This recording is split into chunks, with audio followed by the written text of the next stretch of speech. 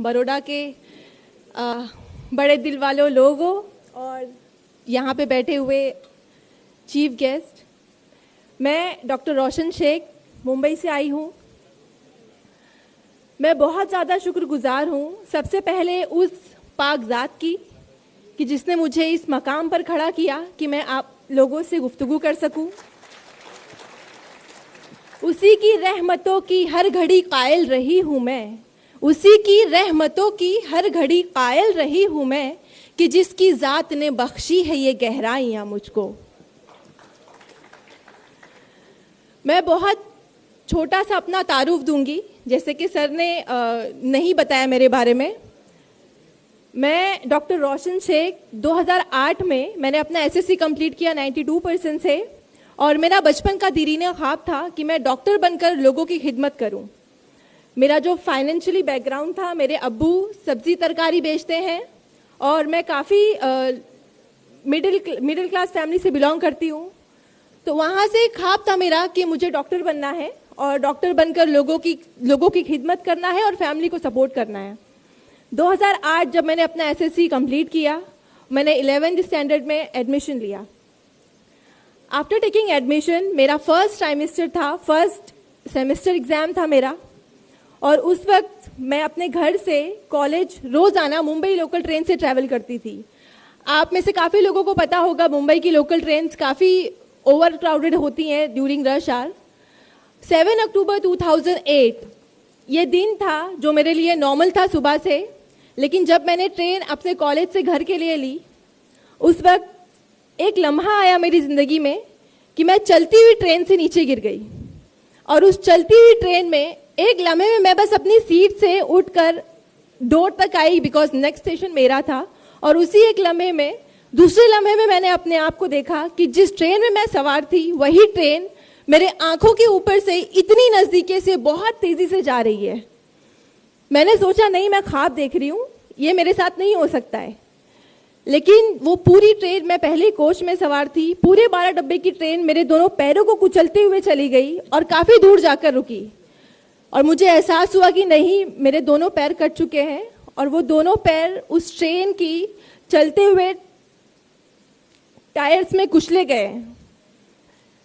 उस वक्त अल्लाह का लाख लाख शुक्र है कि मैं कॉन्शियस थी। मेरे पास सेल फोन नहीं था, मैंने अपने घर वालों को इन्फॉर्म करना था कि मैं इस हालत में पड़ी हूँ विथ हैवी ब्लीड। और उस वक्त मुझे अंदाज़ा हो गया था कि मेरा जो राइट लेग है वो अबाउट नहीं कट चुका है और लेफ्ट लेग भी कट चुका है।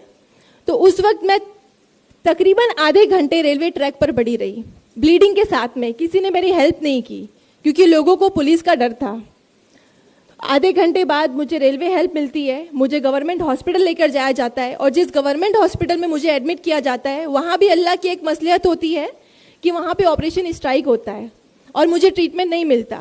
सुबह एक्सीडेंट होता है मेरा और शाम तक मैं उसी हालत में पड़ी रहती हूँ विथ सुपरफिशियल ड्रेसिंग बस। और फिर शाम में जब मेरे घर वाले मुझे प्राइवेट हॉस्पिटल शिफ्ट करते हैं, वहाँ मुझे इलाज मिलता है। और वहाँ मुझे एक बहुत अल्लाह के नेक बंदे मिलते हैं, डॉक्टर संजय कंथारिया। उन्होंने मेरा इलाज किया और मैं तकरीबन 2 महीने एडमिट रही। उस 2 महीने में आप सोचिए 16 साल की बच्ची जिसका एक लम्हे में दोनों पैर छिन गए हों, उसके जहन पर क्या बीत रही होगी। और जो लोग इयादत को आते थे वो हमदर्दी के लपेटे में कुछ ऐसे अल्फाज बोलते थे मुझे जो मेरे दिल को छलनी कर देते थे कि मुस्लिम समाज से ताल्लुक रखती है, 16 साल की बच्ची है, 2 पैर कट गए हैं, सारी जिंदगी माँ बाप के ऊपर बोझ बनकर रहेगी। ये जो अल्फाज थे मेरे जहन पे आज भी गूंजते हैं कि मैं सारी जिंदगी माँ बाप के ऊपर बोझ बन के रहूंगी, मेरा कुछ नहीं हो सकता, मुझे दूसरी जिंदगी क्यों अता की अल्लाह ने। वो जो 2 महीने थे मेरे दर्द की शिद्दत से पूरा हॉस्पिटल गूंजता था, लेकिन मैं बहुत शिकवा गुजार थी अल्लाह से कि अल्लाह ने मुझे वो दूसरी जिंदगी क्यों अता की। उस ट्रेन एक्सीडेंट में मैं कोमे में जा सकती थी, मैं अपनी जिंदगी हार सकती थी, लेकिन जो दूसरी जिंदगी अता की, मेरी जो यहाँ पे अम्मी बैठी हुई हैं, मेरी फैमिली ने मुझे काफ़ी सपोर्ट किया, डॉक्टर ने सपोर्ट किया, मेरे स्कूल और असातिज़ा ने। इन तमाम लोगों ने मुझे मोटिवेट किया। मेरी अम्मी के चंद अल्फाज हैं जो मैं आप सब लोगों को कहना चाहूंगी। उन्होंने बस एक बात कही, आप सोचिए, एक माँ है, उसकी 16 साल की बच्ची के 2 पैर छिन गए, लेकिन वो अल्लाह से शिकवा नहीं कर रही है, वो अपनी बच्ची के सामने रो नहीं रही है, वो टसवे नहीं बहा रही है, वो बस चंद अल्फाज अपनी बच्ची को बोल रही है कि बेटा अल्लाह की जात पर यकीन रखो, अल्लाह ने जरूर तुम्हारे लिए कुछ अच्छा रखा होगा। जो हम इंसान हैं, अशरफुल मखलूकात भले ही हैं, लेकिन हम फ्यूचर नहीं देख सकते। अल्लाह ने फ्यूचर में जरूर कुछ बड़ा रखा है मेरी बच्ची, बस अल्लाह पर यकीन और भरोसा रखो और अपनी मेहनत जारी रखो। अल्लाह ने आपको डिसेबल किया है, लेकिन इतना नहीं किया कि आप मेंटली डिसेबल नहीं हुई हो। आपके पास दिमाग है, जहन है, आप उसको यूज करो, इंशाअल्लाह आप बहुत कामयाबी पाओगी। बस ये अल्फाज थे मेरी अम्मी के, जिन्हें मैंने दुपट्टे में बांधा और बस मेहनत पे लग गई। और मेरे जो डॉक्टर हैं उन्होंने मुझे नई उम्मीद दिलाई, बेटा तेरे 2 पैर गए, लेकिन इंशाल्लाह एक दिन तू इस तरह चलेगी कि लोग तुझे देख के ताजुब करेंगे कि तेरे 2 पैर नहीं गए, तू एकदम नॉर्मल है। और अल्हम्दुलिल्लाह से मैंने वो सफ़र शुरू किया अपनी कोशिश का, अल्लाह की ज़ात पर यकीन का, और अल्हम्दुलिल्लाह मैंने 11th क्लास क्लियर किया व्हील चेयर पे, 1275 से क्लियर किया, और CET एग्ज़ाम अपना क्लियर किया, 3rd rank all over Maharashtra in PH category. वो दिन बहुत ही खुशियों का दिन था मेरे लिए, क्योंकि मेरा दीरीना ख्वाब पूरे होना जा रहा था। बस एक कदम दूर थी मैं, लेकिन वहाँ भी एक आजमाइश आई कि एक क्राइटेरिया है इन मेडिकल एसोसिएशन की, आप 40 to 70% डिसेबल हो तो ही आप मेडिकल के लिए अहल हो। मैं 89% डिसेबल हूँ, बिकॉज मेरे दोनों लोअर लिम्ब नहीं है, एम्प्यूटेड हूँ, तो इसलिए मैं 89% डिसेबल हूँ। मोर देन 70% डिसेबल होने की वजह से मुझे मेडिकल में एडमिशन डिनाई किया गया। ये 2011 की बात है, और 2011 में मुझे डॉक्टर संजय कंथारिया ने एक नई राह दिखाई कि बेटा आपके पास आखिरी राह है, आप बॉम्बे हाई कोर्ट जाओ।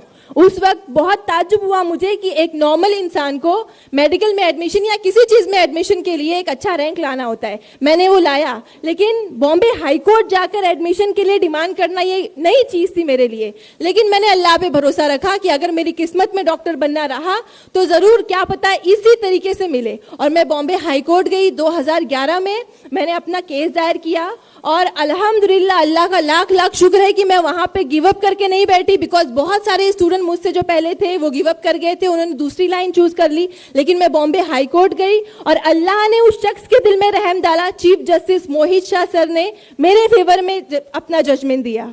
और 2011 में इन 2011 आई गॉट एडमिशन। जो मेरी अम्मी कहा करती कि तुम्हें बहुत अच्छा रखा है तुम्हारे लिए, वो सच हुआ। मुझे टॉप मोस्ट कॉलेज से GS medical college in KM hospital में एडमिशन मिला 2011 में।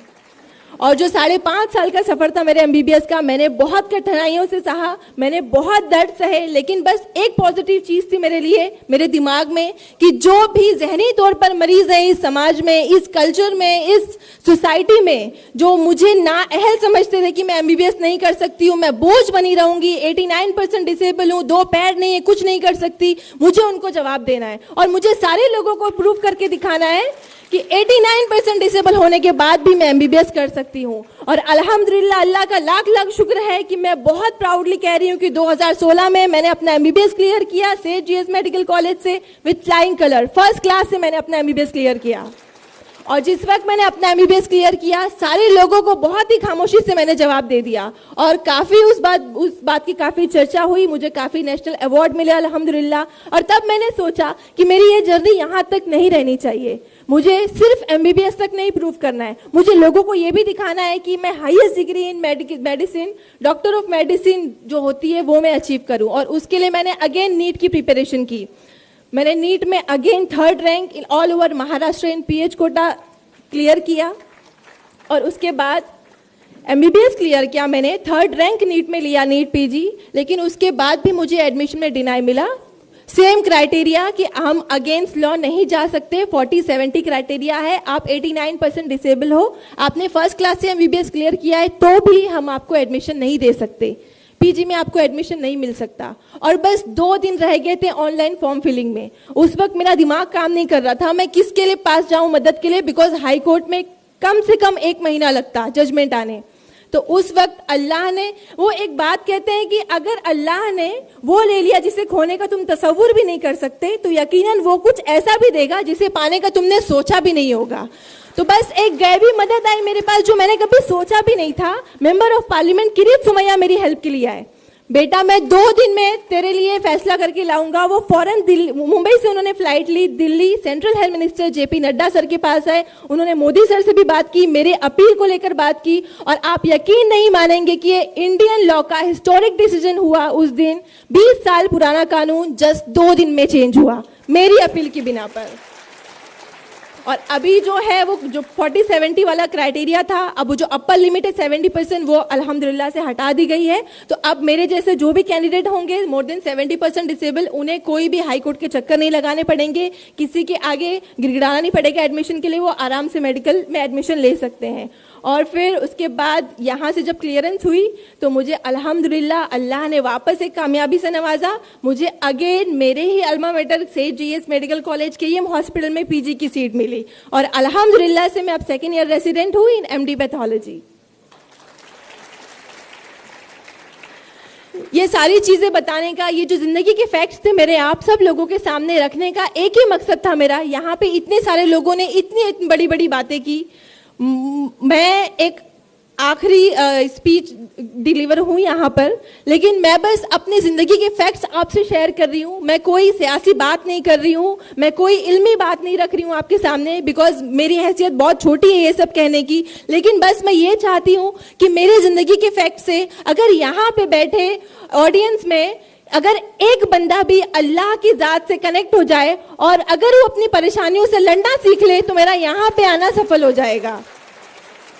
यहाँ पे अल्हम्दुलिल्लाह से ऑलरेडी यहाँ पे मुस्लिम डॉक्टर्स हैं, यहाँ पे बहुत सारे बड़े बड़े लोग, बड़ी बड़ी हस्तियाँ आई हुई हैं। मैं बस उन सब से बहुत दिरीना गुजारिश करूँगी कि आपकी लाइफ में अगर कुछ भी प्रॉब्लम्स आए, मेरी ज़िंदगी में सारी प्रॉब्लम्स मैंने सही। और एक बात बताती चलूँ कि 3 महीने पहले मुझे बहुत सीवियर बैक पेन हुआ, और डायग्नोस पे मालूम हुआ, एमआरआई जब मैंने कराया तो उसमें निकला कि मेरे सैक्रम बोन में एक न्यूरोजेनिक ट्यूमर है, और वो मेरे S3 S4 नर्व रूट्स को कंप्रेस कर चुका है, जिसकी वजह से मुझे बॉवल ब्लैडर प्रॉब्लम्स भी स्टार्ट हो गई थी। तो ये जो नई तकलीफ आई उसके लिए मैं सचमुच मेंटली तौर पर प्रिपेयर नहीं थी, और बस उस वक्त एक ऐसा लगा ध्यान में कि अल्लाह और कितनी आजमाइशें लोगे मुझसे। लेकिन अम्मी ने उस वक्त भी सपोर्ट किया, फैमिली ने सपोर्ट किया कि आप अल्लाह की प्यारी बंदी हो, और अल्लाह उसी को चुनता है, उसी को आजमाइश के लिए चुनता है जो उसको महबूब हो। बेशक आपकी इस्तिताअत से ज्यादा नहीं चुनेगा। तो यहाँ पे बैठे जितने भी लोग हैं उनकी जिंदगी में कुछ ना कुछ प्रॉब्लम्स होंगी, मुझे पता है सबकी लाइफ मुश्किलों से भरी होती है, लेकिन आप बस एक यकीन रखिए अल्लाह की जात पे कि अल्लाह आपको 70 माओं से ज्यादा चाहता है। एक माँ बुखार आने पर आपकी सारी रात नहीं सोती, लेकिन वो तो 70 माओं से ज्यादा चाहता है आपको। इतनी परेशानियों में, इतने दर्द में कैसे छोड़ेगा। मैंने दिन रात रो रो कर गुजारे, लेकिन अल्लाह पर यकीन नहीं डगमगाया। मेरी माँ की उस अल्फाज ने कि अल्लाह पर भरोसा रखो, बेशक आगे बहुत कुछ अच्छा है आपके लिए। और अल्हम्दुलिल्लाह से वो ट्यूमर मेरा रिमूव हुआ, मेरी सर्जरी हुई, मैं 2 महीने बेड रिडन थी, लास्ट मंथ मैंने ज्वाइन किया। अल्हम्दुलिल्लाह से अगेन मैं आपके सामने एज अ डॉक्टर होके मुखातिब हो रही हूँ। अल्लाह की बहुत बड़ी कामयाबी है और बहुत बड़ा एहसान है मेरे ऊपर कि अल्लाह ने मुझे इतनी सारी आजमाइशों के लिए चुना। और मैं बस आपसे एक रिक्वेस्ट करूंगी कि आप लोग अपनी जिंदगी में आने वाली परेशानियों से मत लड़ें, मत डरें, और उनसे लड़ना सीखिए और अल्लाह की जात पर यकीन रखना सीखिए। क्योंकि अगर 16 साल की उम्र में 10 साल पहले मैंने गिव अप कर दिया होता कि मेरे 2 पैर नहीं है, मैं करवट नहीं ले पा रही हूँ, तो मैं आज यहाँ पे नहीं होती। मैंने गिव अप नहीं किया, अल्लाह की जात पर यकीन रखा जिसकी बिना पे मैं यहाँ पे हूँ। और बस एक अशार मैं बोलना चाहूँगी हमारे मुस्लिम लोगों के लिए, और यहाँ पर बैठे तमाम लोग जो नौजवान आए हैं उन सब के लिए। दस्ते मेहनत से बना तू भी कोई नक्श अजीम। यहाँ पर जितने लोग बड़ी बड़ी हस्तियाँ आई हैं, आपसे मुखातिब हुई हैं, आप सब लोगों को एक ख्वाहिश हो रही होगी कि काश हम भी ऐसे होते, काश हमारे फैमिली में भी कोई ऐसा मेंबर होता। तो मैं बस आप लोगों से ये बोल रही हूँ कि दस्ते मेहनत से बना तू भी कोई नक्श अजीम, चश्मे हैरत से किसी महल की तामीर ना देख। देख जिंदा से परे रंग चमन जोश बहार, रक्स करना है तो फिर पांव की जंजीर ना देख।